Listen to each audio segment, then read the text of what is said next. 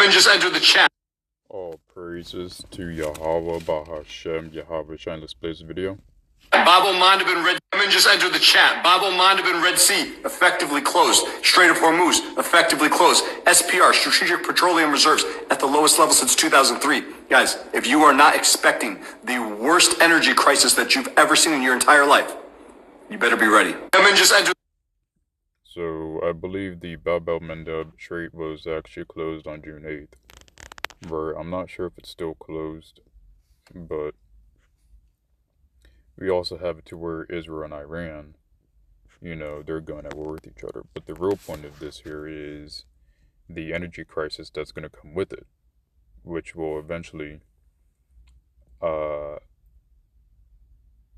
have the implementation of the CHIP get here a little faster, right? We also have it to where the United Nations just passed the pact, and if you don't know what the pact is, we'll play it. The UN General Assembly kicked off a marathon week of diplomacy with a summit for the future. I called for this summit because our world is heading off the rails, and we need tough decisions to get back on track. The signature event adopted by consensus a wide-ranging pact for the future, a blueprint aimed at ensuring that international institutions can deliver in a world that has changed dramatically since they were created in 1945. Russia, which raised numerous objections to elements of the pact as the months-long negotiations were wrapping up last week, sought to amend the document moments before its adoption, but failed. The pact has lofty goals for eradicating poverty, ending hunger, and building peaceful and inclusive societies. It also seeks to bridge the digital divide.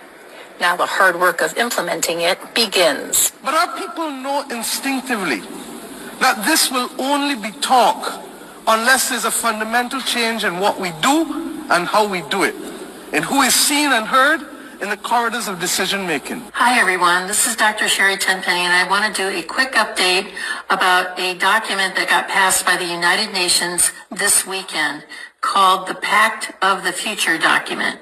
It's two parts, one on science and technology and one about the youth and future generations.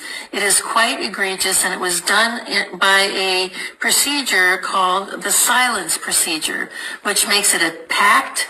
And if no one objected, it is automatically adopted and put into the record as being completely adopted. This is the World Health Organization's runaround, or end around. Since they were not able to get the World Health Organization treaty passed, they decided to take it to the General Assembly. And it is even more egregious than what the World Health Organization was wanting to get passed. Let me just read you something really quickly about what is inside of this pact that is now being accepted by 193 nations around the world and equally open-armed accepted by our current administration. Everyone, it says that this is the power structure fully digital and maximized for the control of the masses.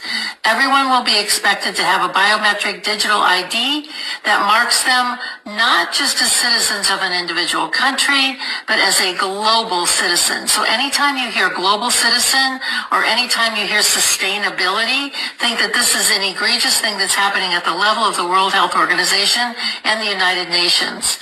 Anyone that has a dissonant opinion will be labeled as misinformation, disinformation, or malinformation and memory hold. Perpetrators for unapproved information will be fact-checked and punished by the system, which will be operated and enforced by artificial intelligence. Punishments will include being locked out of one's bank account, being unable to make certain purchases, unable to get on an airplane, on a subway, drive on public roads. This is the future, according to the world's self-appointed overlords at the United Nations. These are unelected bureaucrats that are making decisions about our country, our sovereignty around the world. Nothing could be more important at this point in time than to get prepared. Have water, food, digital access, flashlights, a way to communicate with family. And I believe she basically got the point across, but we know that these nations are in bed with each other, of course, for a long time. even now the world sees Russia as a hero, only for Russia to also join in with this pact, right? Or to give into this pact. So, of course, the world is a stage, right? But we do know that there are real consequences to these so-called stage plays, and these stage plays will eventually become very real. Now, here's the thing. They said in the video the hard part was implementing it, but how do you think they're going to implement it now with this pact? Well, there is actually a guess on how they would implement it, and one of those guesses is, well, an energy lockdown. If you have an energy lockdown and things are more expensive, there you can't get things that you need, well, guess what? That's going to be a way to be able to implement the biometric part, also known as the CHIP. Now, here's the video. The people who are going to normalize microchips in the human body are not going to be the government. They're going to be your neighbors. They're the ones who are saying if you have nothing to hide, you have nothing to fear, or I'm not doing anything wrong. That is how you get gaslit into handing over your sovereignty. They always sell it as safety. Now, here's the article I'm showing you. UK government ministers sat down with senior officials and executives from over 30 companies, including Amazon Web Service, Microsoft, Google, IBM, and Palantir, to discuss implanting microchips under the skin of prisoners and parolees for real-time monitoring. The concept is called subcutaneous tracking, and it would allow authorities to monitor location, health, and behavior patterns in real time around the clock. They also propose driverless prison vans and robot-run jails. The government stated the goal is to create prisons outside prisons that keep the public safe, while convicted people live in the community. Safety. They always call it safety. Now, open your copy of The Fourth Industrial Revolution by Klaus Schwab if you've been listening to me. This book was written in 2015. Deep Shift number 1, Implantable Technologies. Deep Shift number 12, Driverless Cars. Both in that article, both in that book 11 years ago. I read it in 2018, and I have been telling you ever since. This is moving faster than my own exit strategy planned for. Follow me right now, because I'm going deep into how far down the World Economic Forum rabbit hole we actually are, and I'm not stopping until you see the full picture. The people who are going to normal. Let's actually look at this list here a little bit.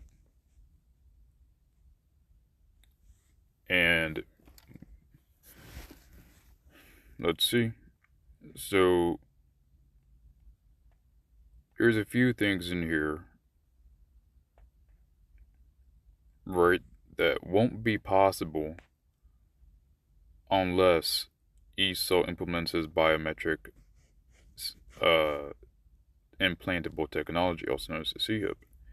But what he said earlier, right, was, this is what ESO said earlier. Not ESO, this is what this man said earlier, Salakia. This man said it's going to be your neighbors, right, that are going to be pushing people to take the CHIP.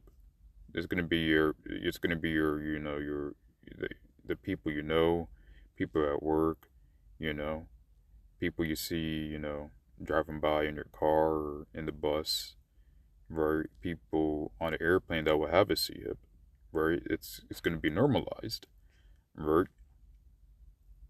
And what's going to end up happening is, the last time we had a scenario like this was with the CV, right? And with CV, the slogan was that they were doing the right thing, right? Now, I'm not sure what the slogan will be for the CHIP, right? But the slogan for the CHIP may be that this is the future, right? And if you don't have it, you're stuck in the past. So I believe that may be a saying that's going to come around.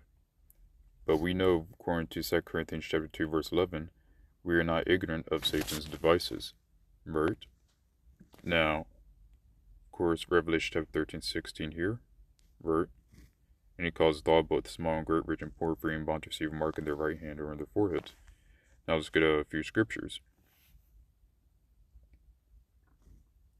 Let's see.